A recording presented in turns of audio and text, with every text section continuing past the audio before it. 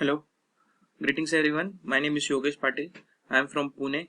I have done my MTech in Automotive Technology from College of Engineering Pune, and I am currently working as design manager in R&D department of an automobile MNC since last 4 years. इस lecture में मैं आपको heat transfer के बारे में पढ़ाने वाला हूँ from GATE point of view. So हम इंट्रोडक्टरी ट्रांसफर देखेंगे. गेट 2022 के लिए हम पढ़ने वाले हैं. तो जो गेट 2022 में गेट ऑर्गेनाइज होने वाली है वो बाय आईआईटी खड़गपुर है. आईआईटी खड़गपुर के लिए हीट ट्रांसफर काफ़ी फेवरेट सब्जेक्ट है, तो आप मैक्सिमम मार्क्स के लिए एक्सपेक्ट कर सकते हो. जनरली 6 से 8 मार्क्स के बीच में आता है हीट ट्रांसफर. ठीक है, तो आप इस बार 8 मार्क एक्सपेक्ट कर सकते हो क्योंकि आईआईटी खड़गपुर ऑर्गेनाइज कर रही है. ओके, और as compare to thermodynamics heat transfer comparatively काफ़ी ईजी है, ज़्यादा कॉन्सेप्ट नहीं है. सो सही से प्रैक्टिस करोगे तो आउट ऑफ यहाँ से अचीव किया जा सकता है. ओके, सो हम हीट ट्रांसफर के बारे में देखते हैं. What is heat transfer? तो एक बात समझो, हीट ट्रांसफर में सबसे पहले आता है हीट. हीट क्या है? It is a form of energy. ये एक एनर्जी है जो कि फ्लो होती है from high temperature to low temperature. अगर कोई भी दो सब्सटेंस में अगर टेम्परेचर डिफरेंस है T1 और T2, और अगर T1 is not equal to T2 and we are assuming that T1 is greater than T2, then heat will flow from T1 to T2. ठीक है, it is a form of energy which transferred by virtue of temperature difference from higher temperature to low temperature. ये हो गया heat. अब heat transfer क्या होता है? Heat transfer subject में हम पढ़ेंगे क्या? सो देखो, इट इज अ सब्जेक्ट जिसका मेन कंसर्न होता है, area of concern, estimation of rate of heat transfer Q dot. जो हीट ट्रांसफर हो रही है उसका रेट क्या रहेगा, वो हीट ट्रांसफर होने के लिए ड्यूरेशन फॉर हीटिंग और cooling of certain duty cycle, वो हीट ट्रांसफर होने के लिए कितना टाइम लगेगा, और वो हीट ट्रांसफर होने के लिए कितना एरिया लगेगा, surface area required to complete heat transfer during that heat duty cycle. तो ये तीन मेन एरिया ऑफ कंसर्न होते हैं हीट ट्रांसफर के. क्या क्या? Rate of heat transfer, time required for heat transfer to take place, and area required, optimum area required for heat transfer. हम इसका कैलकुलेशन करेंगे यहाँ पे. ठीक है, कुछ की पॉइंट देख लेते हैं यहाँ पे. सबसे पहले तो एक बात समझो, heat transfer take place from high temperature to low temperature, ये हमने देखा. In the direction of decreasing temperature with negative temperature gradient. अब टेम्परेचर ग्रेडियंट क्या होता है? टेम्परेचर ग्रेडियंट मतलब change in temperature upon change in distance. Change in temperature क्या हो जाएगा? Final temperature minus initial temperature. Change in distance हो जाएगा final distance minus initial distance.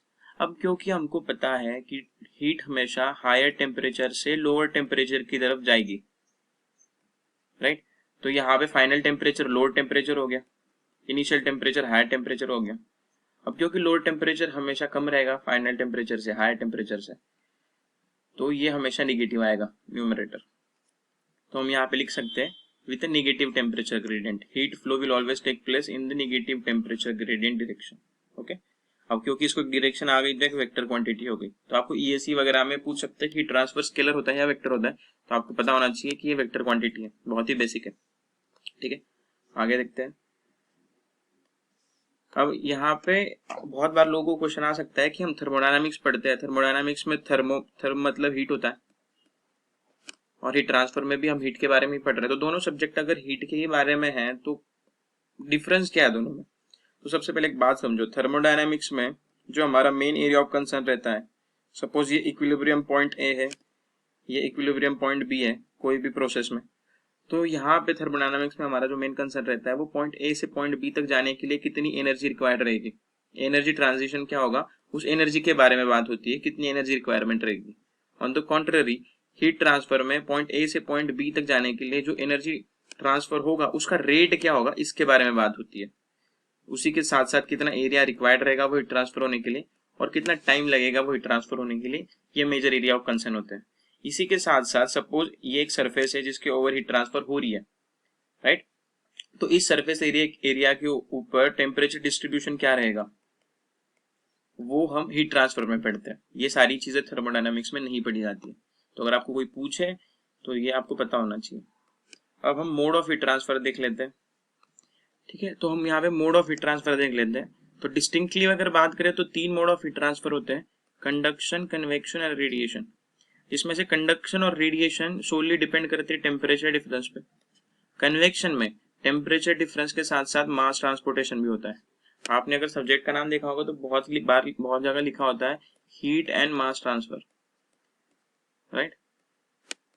यहाँ पे ये मास ट्रांसफर कन्वेक्शन के रिगार्डिंग होता है, कन्वेक्शन में मास ट्रांसफर भी होता है हीट ट्रांसफर के साथ साथ। ओके, तो ये कैसे होता है हम आगे डिटेल में देखेंगे।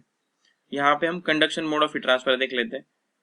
Conduction mode of heat transfer क्या होता है, सबसे पहले एक बात समझो, कंडक्शन डेफिनेशन से स्टार्ट करते हैं। Conduction mode of heat transfer means, थोड़ा सा नीचे कर लेता हूँ, heat it is mode of heat transfer in which heat is transferred from one part of the substance to another part of the substance। Suppose ये हमने एक solid rod ली हुई है, यहाँ पे अगर हम हीट प्रोवाइड कर रहे हैं, ओके, तो ये एंड का टेम्परेचर बढ़ेगा कंपेयर टू अदर एंड। अब इवेंचुअली इस एंड का टेम्परेचर भी बढ़ने लग जाएगा।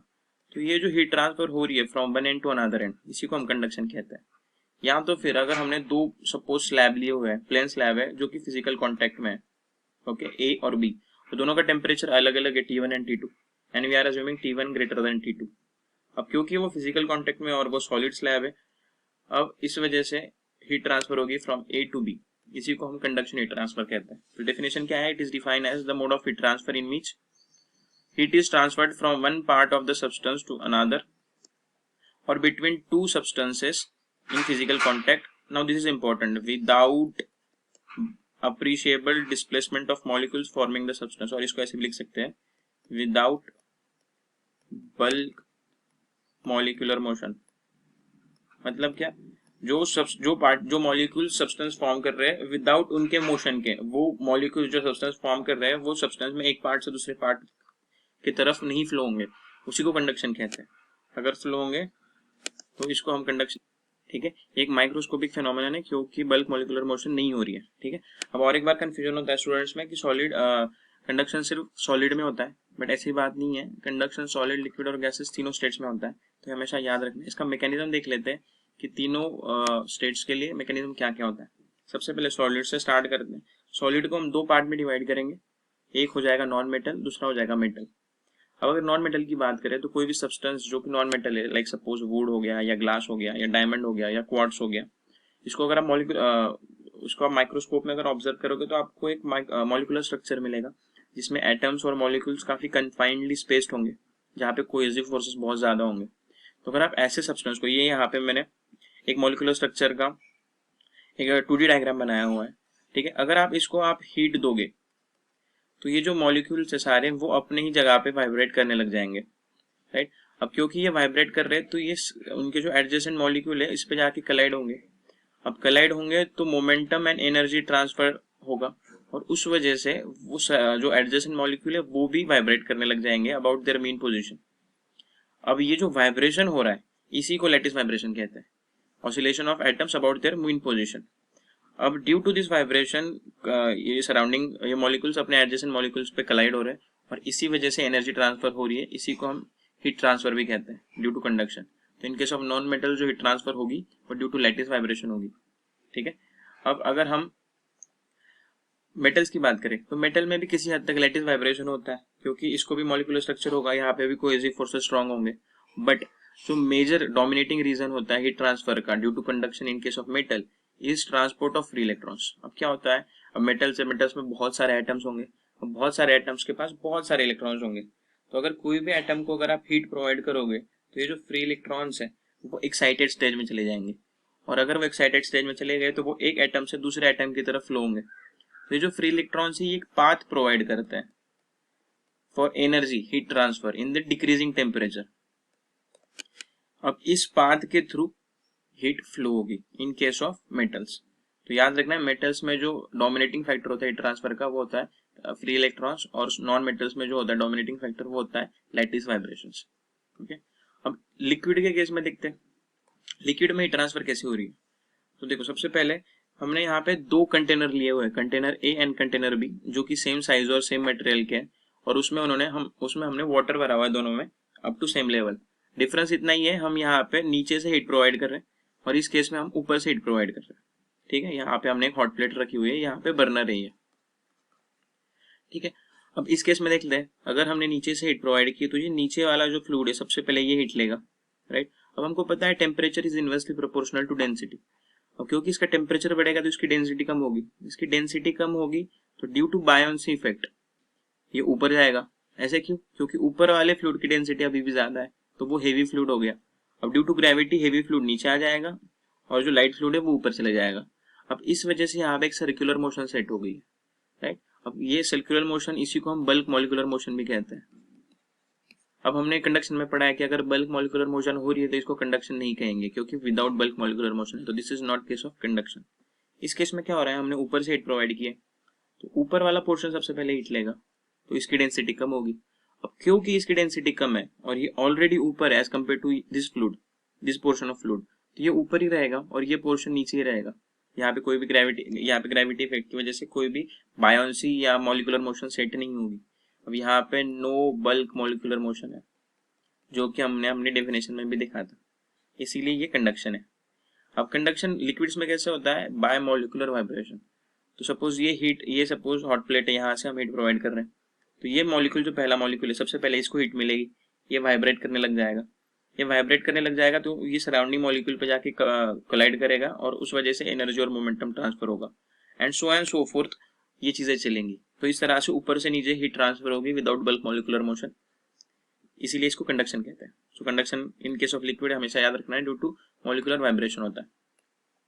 गैसेस के बारे में देख लेते हैं। देखो गैसेस में क्या होता है, जो डोमिनेटिंग रीजन होता है कंडक्शन का, वो होता है random collision between the molecules. अभी गैसेस में दो मॉलिक्यूल्स काफी काफी ज्यादा डिस्टेंस अपार्ट होते हैं, राइट, कहीं भी हो सकते हैं, और इन मॉलिक्यूल्स के पास एनर्जी होती है, तो वो एक रैंडम मोशन में हमेशा ट्रैवल कर रहे होते हैं, राइट। अभी अगर ट्रैवल करते करते अगर ये कोई और गैस मॉलिक्यूल्स पे जाके कलाइड करते हैं, तो वहां पे एनर्जी एंड मोमेंटम ट्रांसफर होता है।